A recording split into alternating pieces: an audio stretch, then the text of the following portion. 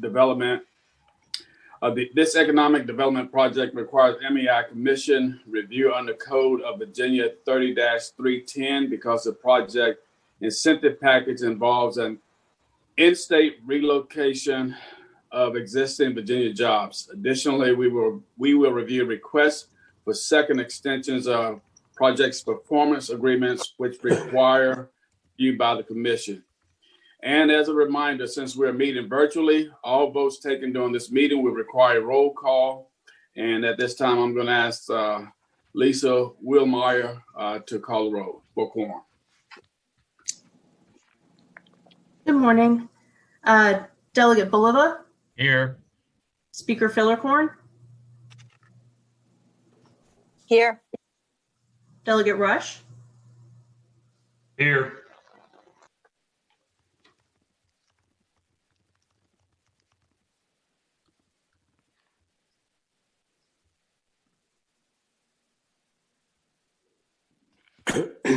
Delegate Torian?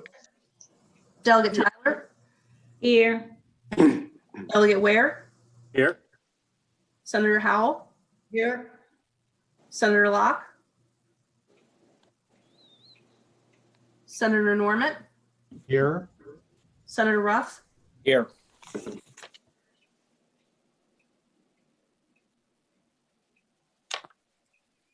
Lane? Here. Secretary Ball? Here. This is Dick Saslow. Am I not on this? Oh, you are. I called your name. Oh, I didn't hear you. Okay. We have a quorum, Mr. Chairman. Thank you, Lisa. At this time, in order for the commission to consider the incentive package and the potential for new jobs and capital investments associated with this economic development project, it will be necessary to meet in closed session. Is there a motion to go into closed session? Mr. Chairman. Delegate Bulova.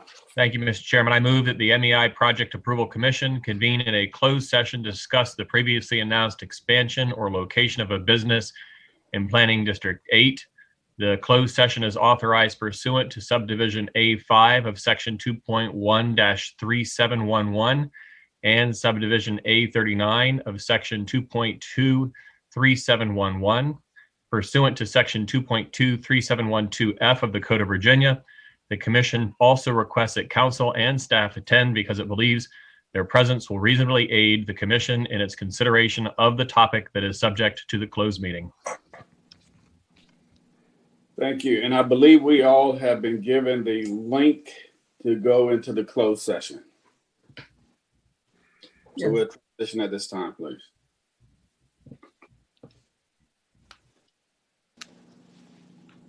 Shoot.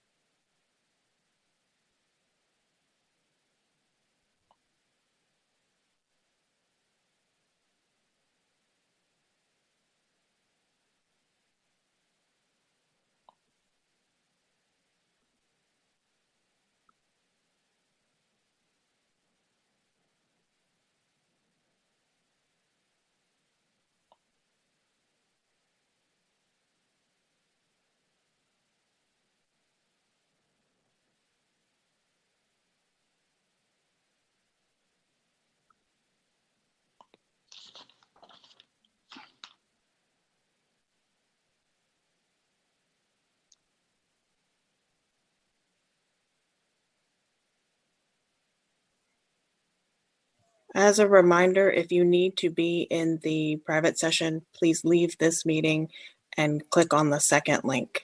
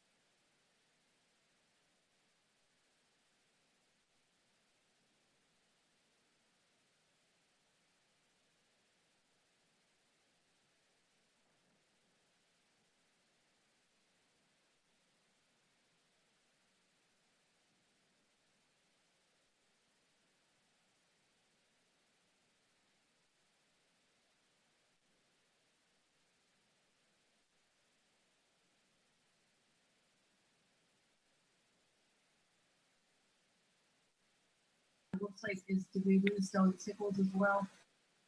If you need to be in the closed session, please leave this meeting and click on the second link that was emailed to you. Thank you. And can you see if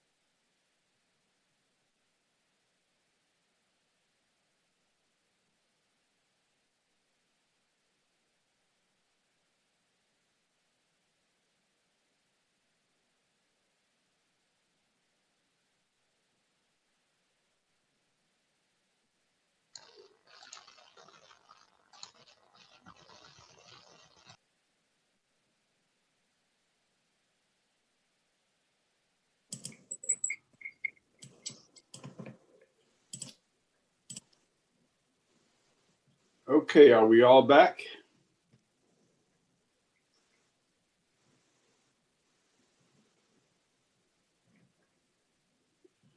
Okay, Lisa, I need to turn this over to you for the roll call again. Yes, sir. And again, just as a reminder, this is a vote by each member certifying that you only talked about things that were mentioned in the motion to go into closed session. Delegate Bolivar, Yes. Speaker Fillercorn, Yes. Delegate Rush, Aye. Delegate Sickles, Aye. Delegate Torian, Aye. Delegate Tyler. Doesn't look like she might be on yet. Delegate Ware, Aye. Senator Howell, Senator Norman, Aye. Senator Ruff, Yes. Senator Saslaw, Aye. Secretary Lane, Aye. Secretary Ball. Aye. And then is Senator Locke or Delegate Tyler back on yet?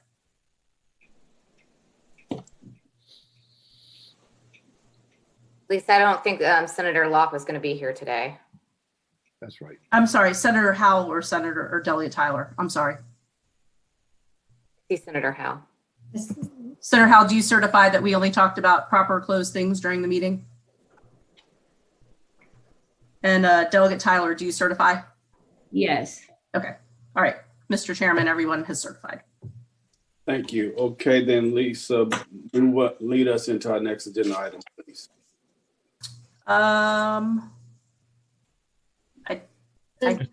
Charles or Yep. Mr. Chairman, this is Kim. The next item on the agenda is a motion to vote on any recommendation actions related to the incentive package the commission just moved. Mr. Chairman. Delegate Bolivar. Thank you, Mr. Chairman. I have a motion. I move that the MEI Project Approval Commission recommend for approval the incentive package from the Commonwealth of Virginia as described to the Commission this day by the Virginia Economic Development Partnership and per the Commission's discussion in closed session. This recommendation includes proposed incentive packages applying to a science and engineering company considering a location in Planning District 8. This recommendation is subject to VEDP entering into customary MOUs containing the appropriate clawback and proration provisions.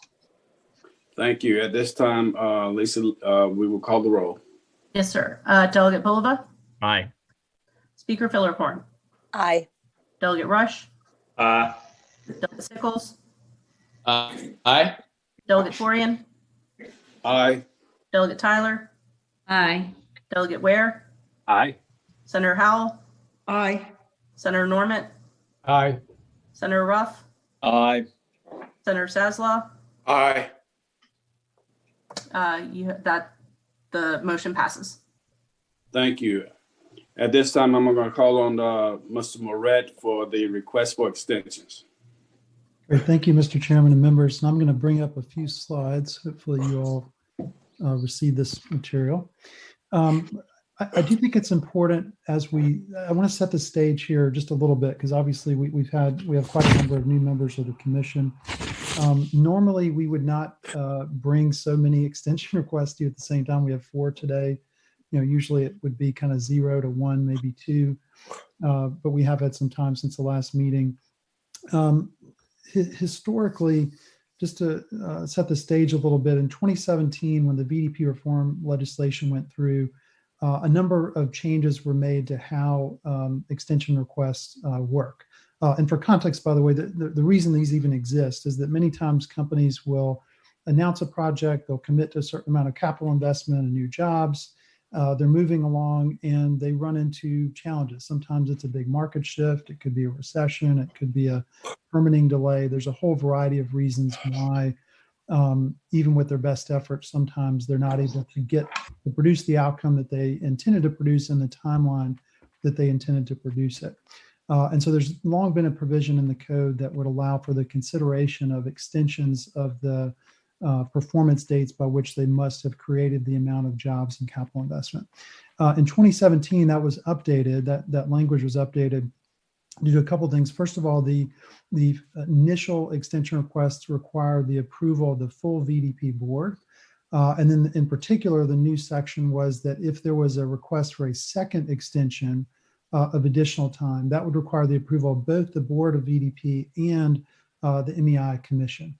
And just to be clear, this is fully discretionary on your part. And perhaps the most important thing that I wanted to share with you all today is that both me and my position as CEO of VDP, our staff, our board, we want to make sure that we're handling this type of issue very much in line with how you all as the leadership of the General Assembly would want us to handle it. So we're making recommendations to you about 4 extensions today. But will absolutely be, doing everything we can to calibrate with whatever priorities that you all may have is how you may want us to think about this. And I'll try to give you some thoughts in that regard along the way. One other very important point to make. Prior to VDP reform in 2017, most of the Commonwealth Opportunity Fund incentive grants were paid to companies up front. With performance expected over time. And then the Commonwealth would get into a situation where, in many cases, if companies underperform, there would be clawback payments. What we have shifted to almost 100%, I won't say 100% because there's some reasons we would do it a little bit differently occasionally, but the vast majority of the time since 2017, new incentive agreements have been structured to be paid post-performance. And the beauty of that, of course, is that we don't get ourselves in a situation where we need to levy clawbacks. If companies don't hit the numbers, they simply don't get the incentive dollars to begin with. So in general, over time, you're going to see a lot less of these come to you, but at least relative to any clawback situation. So all the ones that we're sharing with you today are projects that were announced and approved prior to 2017, where we're still dealing with kind of the I don't want to say grandfather, but with some of those older projects. Anyway, I just thought it might be helpful to set the stage that way a little bit. Okay, so just to set it up, so the code does include the option for extensions of up to a 15-month period, and usually it is 15 months. The first extension requires VDP board approval. The second requires both the board and MEI approval. And again, that is a fully discretionary decision for you all to make. We also adopted a policy that any second extensions, this goes back, was developed in concert with MEI some time ago, that any second extensions would require a 5% fee, a fee of 5% of the value of the incentive paid to VDP for a couple reasons. One is to recognize that even if the company ultimately does perform, but they perform late, there is a time value of money lost in the process. And secondly, it helps to cover some of the administrative costs of actually enforcing and administering incentives in Virginia. That fee is waived in the case of force majeure. Just a reminder, force majeure typically a situation completely outside the company's control. In legal terms, I think it's often described as an act of God, like a hurricane, for example, would meet that need. All the extension requests require the support of local government. So in case I forget to mention that on any of these, we're never going to bring an extension request to you that has not been supported by local government. The majority of the time, I would say the vast majority of the time, when companies are requesting extensions, there's usually strong local support, strong company interest as well. And so you may find that people reach out to you from time to time for your support on those. So actually, before I jump into the specific projects, we have 4 for your consideration today. It might make sense just to see if there was any questions for me or any feedback you might have for us as we get started on this topic. Mr. Chairman. Mr. Chairman. I guess a quick question with regard to force majeure. So does the pandemic fit within that box? And so does the 5% fee get waived? It would. Well, first of all, the 5% fee is only for projects that were submitted, where the requests were submitted after 2018. I need to double check the timing on these. I'll ask my staff to do that while we're sitting here. But the pandemic could certainly be a force majeure situation if it was cited by the company. As you all are aware, it's had an extremely negative impact on many companies, but most of those are actually non-traded sector firms. Think of like hospitality and retail. So many of the companies that VDP works with have either only been modestly impacted by the pandemic or in some cases even helped by the pandemic. So it would be kind of a company specific situation. But you're absolutely right. If they were to show a connection between the pandemic and their job creation situation, that would be a reason to waive, for sure.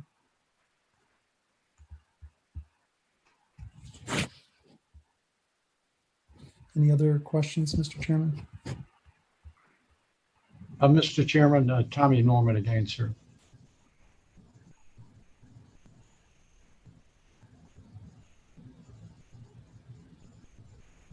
Mr. Chairman, is it all right if I make a comment?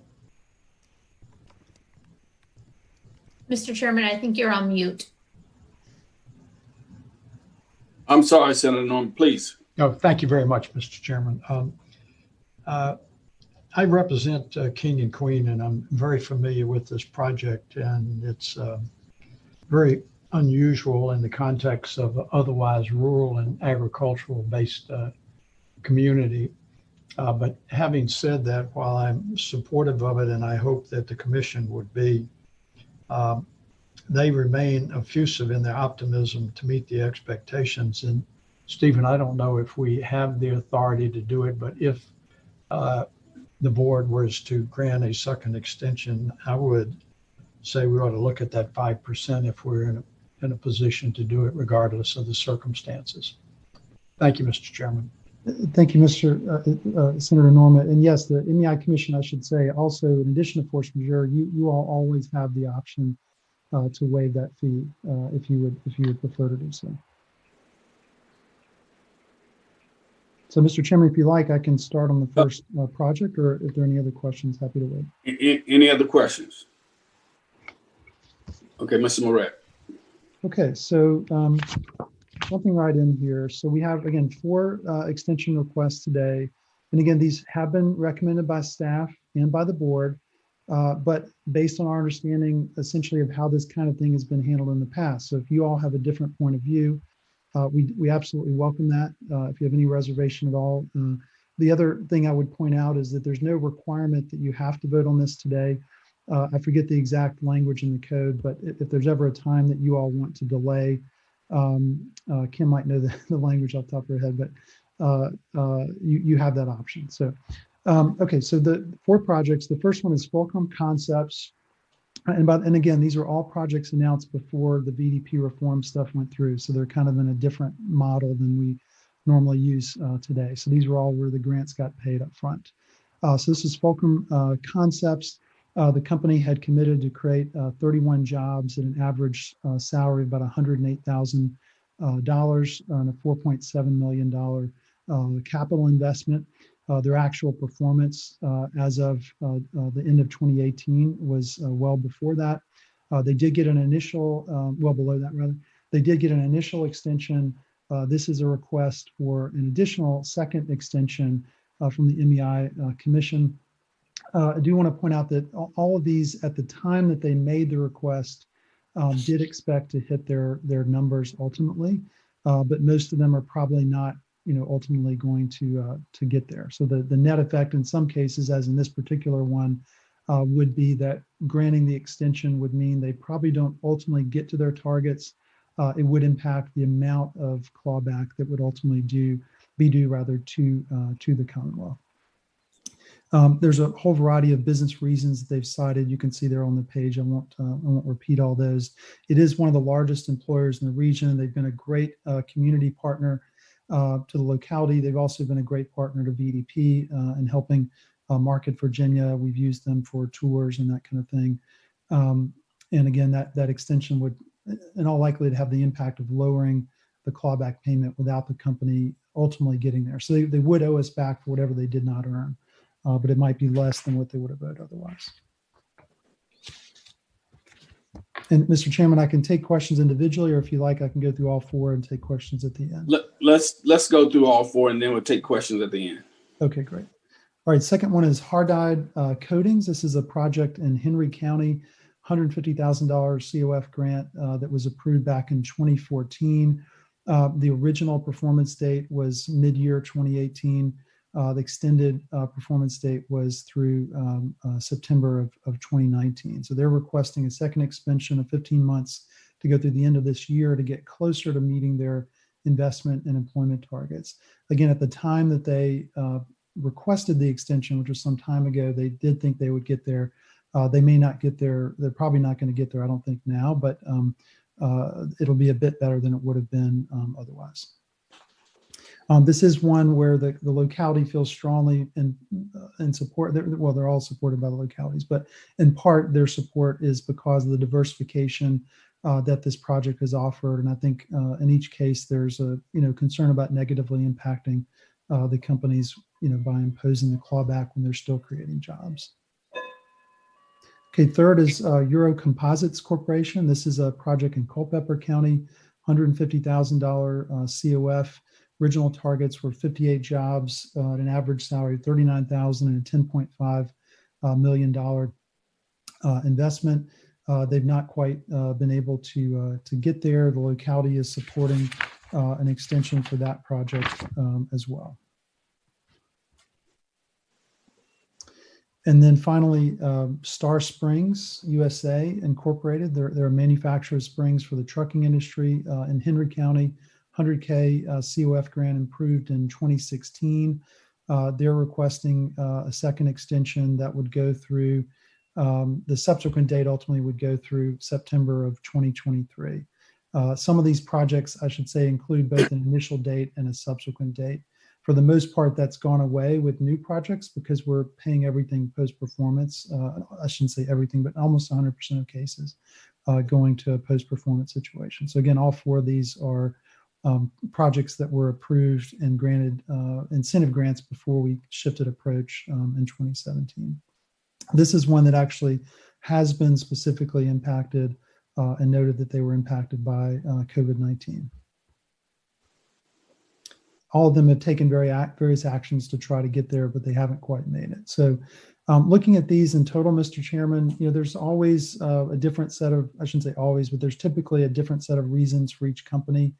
There's certainly one school of thought would be that, the company, and this is in general, I'm not talking Star Springs, but, one school of thought is projects were announced, the company made a specific commitment and a timeline, and, we should always hold them specifically to that. I think there's probably more folks that have made the case in general that if the companies are still trying to get there and making progress, that some accommodation should be made when companies face challenges along the way. But candidly, either approach could be acceptable. I mean, I do think if we took a hard line and never made extension approvals, it would kind of impact how the Commonwealth is viewed as an economic development partner. But it would certainly be an approach that would be defensible if you all wanted to go in that direction. Okay. Any questions? Mr. Chairman, this is Frank. On the headed one, their request is to extend until December of this year, which is 6 weeks longer. What does that accomplish? Well, Senator Ruff, keep in mind that for a variety of reasons, all of these projects had requested extensions some time ago. So this is a little bit, I don't want to say retroactive, but it's part of the challenge of managing this whole thing is there's a process of communicating with the company, and then it has to go to our board.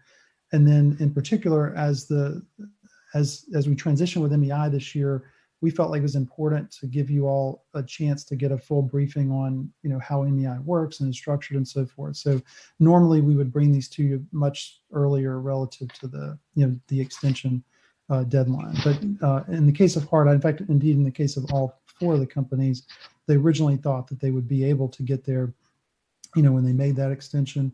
Looking at Hard-Eyed, looking at Hard-Eyed right now, the practical matter is they would probably have a few more jobs than they had at the previous performance date. Mr. Chairman, I guess the question I would have was why not a 15-month extension on that one? Why not take it into the beginning of the next year?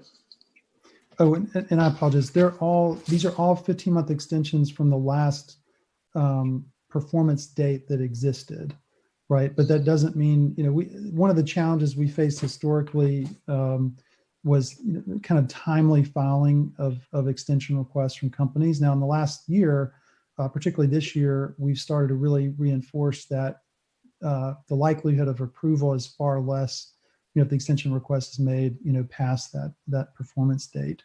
But these are some of the older ones. But this would be a 15-month extension from September of last year. Okay. Senator, if your question is, are you asking perhaps if an additional extension could be granted at the same time? Mr. Chairman, I guess the question I'm asking is if 6 weeks is not going to do anything more, is that the end of the road for them, or is there going to be any opportunity for any extra months? Oh, thank you, Mr. Yes, you certainly do have the option to grant a third extension or even further ones beyond that, if that's your question. We had not contemplated doing that in one sitting, if you will, although I think it would be possible to do so. I don't know if I'd have to double check. We might want to have staff to take a look at the code and make sure they would agree with that. But we certainly have talked about the possibility of future extensions beyond, a second extension. I believe the way the code is worded, it would allow for that. Thank you. Mr. Chairman. Yes. Delegate Bowler. Delegate Rush. Delegate Rush. Hey, thank you. Question for Stephen. Delegate Rush. Thanks. So for Hardy Coating, when was the last communication with the company? I mean, I hope it wasn't in September of 19. No, sir, Delegate Rush, we have been in regular communication with all these companies. So along Senator Ruff's line of questioning, is 6 weeks going to be enough? I mean, if you've been in regular conversation, I hope we know the answer to that. Enough to get to the target? No, sir, it's not. So should we then consider just go ahead and granting the third waiver so we don't have to revisit this in 2 months? That is I guess that's a question for the commission. Question, yeah, it's a question for the commission. Yeah. I would say that's something we probably should strongly consider just doing now, and so we don't have staff spend a ton of extra time and working on it when with the pandemic and when this was first started. It probably makes sense to go ahead and do that. Well, Mr. Chairman. Delegate Bowler. Thank you. And I guess I had a kind of a follow-up question with regard to that. And so I see that a number of these are retroactive. And so certainly if the company wants an additional extension, nothing would prohibit them from coming through and then giving us a sense of, whether that actually helps them or not. I guess my question is, where do we, in terms of the performance, what if they peak and then they start actually backing off of those targets? And so what are we working on? Are we working on the high water mark for the company or for, where they are at the end of the target? And so at some point, a company very well may decide that enough is enough. This is as good as we're going to get. We don't want to risk falling back because then the clawback might be higher. But anyways, I guess I'm trying to make the case or get a sense of whether it's important to leave that decision to extend at the discretion of the company rather than us making an assumption for them. Delegate Bowler, that's a great question. We have, I think, pretty consistently communicated and made clear that the date upon which their performance is judged is not necessarily the high water mark. It's the final performance date. So whatever date is ultimately the final date is the date that we go with. So that does mean, unless we change the approach we've been using, that theoretically a company could say, hey, we need an extension to have more time to get there. It's possible their employment, for example, could actually decline, in which case they would have a larger or potentially have a larger clawback that would apply to them. Mr. Chairman, Tommy again, sir. Yeah, Senator Norman. Thank you, Mr. Chairman.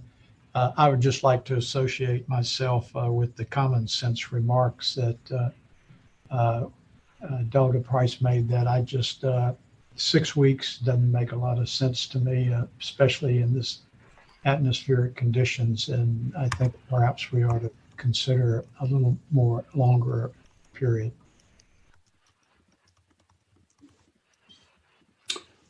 Okay, any other questions for Mr. Moret? If not, then there's we're in the posture for a motion. And before we receive the motion, I'd like to know if you all would like to vote on these recommendations in block or sever them and vote on them individually.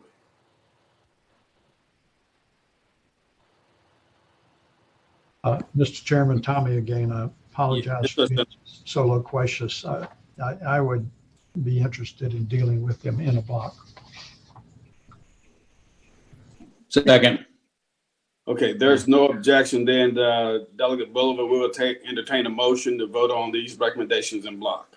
Thank you, Mr. Chairman. I would move that the MEI Project Approval Commission approve the extension request as described to the commission this day by the Virginia Economic Development Partnership, which includes a 15-month performance date extension for Fulcrum Concepts from December 18th, 2018 to March 31, 2020, a 15-month performance date extension for hard-eyed coatings from September 30th, 2019 to December 31st, 2020, a 12-month performance date extension for Euro Composite Corporation from July 1, 2020 to July 1, 2021, and a 15-month performance date extension for Star Springs USA Incorporated from June 30th, 2020 to September 30th, 2021. At this time, I'm going to ask Lisa if she will call the roll. Delegate Bulliver, Aye.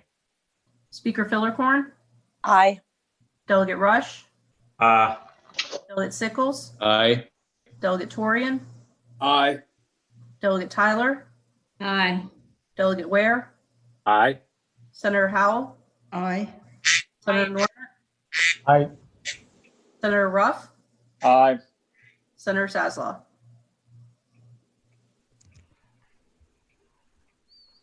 Senator Saslaw, Aye. the vote's unanimous. Thank you. This concludes our agenda for today. There are no other items to come before us. Are there any other items to come before us?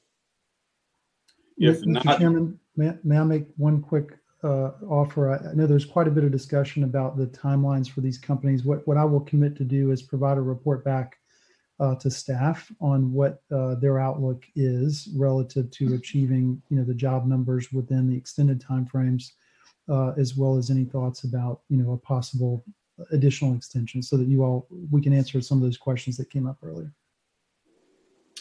thank you, sir. Mr. Chairman, Tommy again. Yes, sir, Senator Norman. I extend my apologies to Delegate Rush. I was looking at an email from someone named Price, and my brain didn't compute, so I apologize to you, sir. Hey, I'd be lucky to be Delegate Price. This concludes our agenda. Members, please stay safe and have a safe and enjoyable Thanksgiving. And we will gather again real soon. We are adjourned. Thank you. Thank you, Mr. Chairman. Thanks so much, Thank you, Mr. Chairman.